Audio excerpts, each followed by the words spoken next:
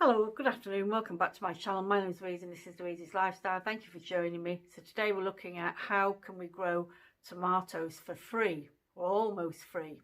In today's sort of economy, we're really struggling. I think a lot of us are struggling to keep up with these very high prices on fruit and vegetables, in food in general. Everything's gone up in price. So all the more reason to see if you can grow your own vegetables, stuff that you would normally eat. I eat a lot of tomatoes. I do like them, and it's not a seasonal. It's not a seasonal thing that we can have all year round here in the UK, like in terms of growing. So we have to buy tomatoes. These tomatoes I got from the supermarket. I got these from my local supermarket, and they are Moroccan variety. And I'm not sure if I pronounced the name correctly, but I think it says Delisa, something like that.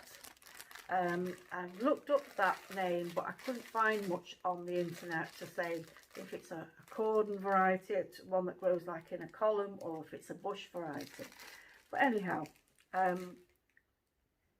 I planted some seeds already of this particular tomato, but I'm going to show you the process, how I get free tomato seeds. You know, I don't want to pay £2 for a packet of seeds for a moneymaker, you know, when I've already paid for a whole packet of tomatoes. I probably paid about £1 something, 20 for a packet of tomatoes. But I'll get hundreds of seeds out of here. This is what the seeds look like. They're covered in like a jelly-like substance that protects them whilst the fruit is growing on the vine. And when you take these seeds out, what I do, put them in something like this, like a sieve, and I wash off this jelly.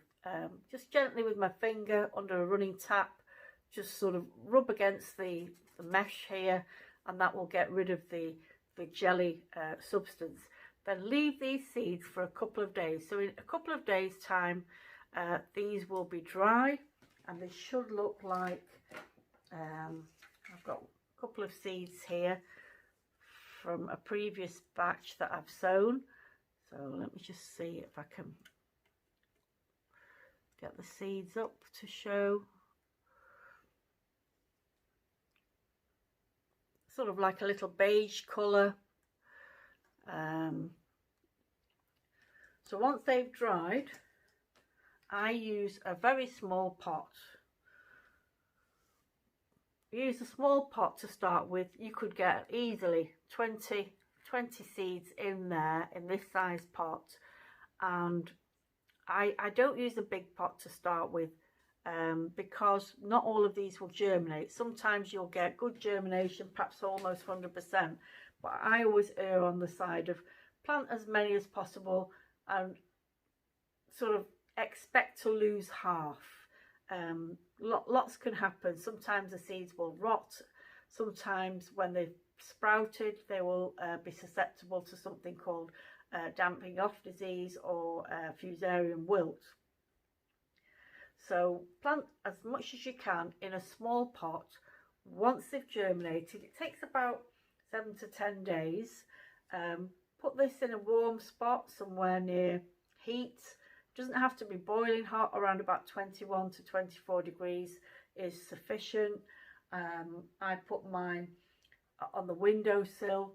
Below it there's a radiator, so there is warm air travelling up, and it's near the sun. So as soon as these have germinated, like these, so these are a different variety of tomato. These are a plum tomato, and these came up, oh gosh, about 2 weeks now. So these have been up about 2 weeks, and I did initially have them here. What I did, I took the whole lot as one and tipped it into this slightly bigger container. I've not separated them out at this stage there is a chance they can still fail.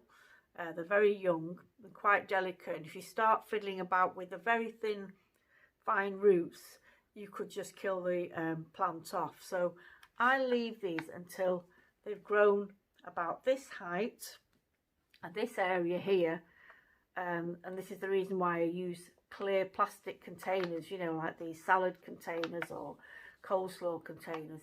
I can see the roots develop in here. Once I've got nice healthy roots showing through, I can separate them out. I use a teaspoon literally and sort of scoop them up and then put them into separate individual little cups. So that's the process of germinating and transplanting. What do you do then? I mean, this is what, today's the 15th of Feb, so mid-February. Here in the UK, you can't plant your tomatoes directly outside. It's too cold. They will die immediately. They're just not, you know, they're not frost hardy vegetables. So we wait until it gets a bit warmer, and round about the end of May, usually that's the end of the frost warnings here in the UK.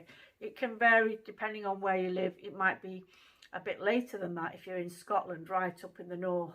I'm in the sort of the mid-section of the UK. I'm northwest, and then further down south in areas like London, they might get their warmer weather maybe a week before we get warmer weather. So it all depends. You need to check the weather forecast for the area that you live in before you put them outdoors. So usually around about the end of May is what I look at, and mine go into containers, into pots. I don't put mine into the ground.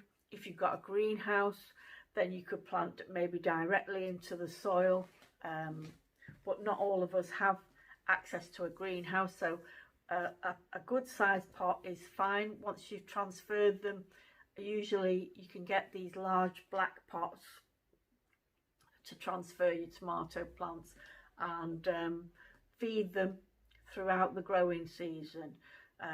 Tomerite is what I use to get them to flower and to produce fruit. Now you might be wondering why I've planted my tomatoes now in February, because they are fast growers. The reason being is there are diseases around during the summer. Blight is one particular disease that will kill off your tomato plants, and if you've got a very wet summer, which we do have here a lot, you can end up with having your whole crop of tomatoes decimated, particularly if you're growing somewhere like on an allotment where there are other similar plants in that area. The disease can spread from plant to plant.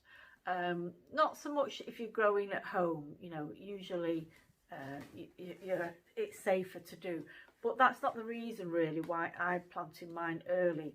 Last year I planted them late and they were fruiting, but it was very late in the season and difficult to getting them to ripening stage at the end of the season, because as soon as the frost hits, you can't save your tomatoes. So I was picking green tomatoes and having to ripen them off indoors, which, so it works sometimes, sometimes it doesn't. You end up with sometimes with mouldy tomatoes that are inedible. So I'm starting mine off early, so hopefully they'll flower and fruit early before the autumn arrives, you know, and I'm picking my tomatoes hopefully by then. We'll just have to see if it works. So if anyone else is growing their tomatoes in a similar way, you know, straight from the shop bought tomato, and you've had good success and you recommend that, then please add your comments in the comment box below. So thanks very much for watching. Take care. Bye bye.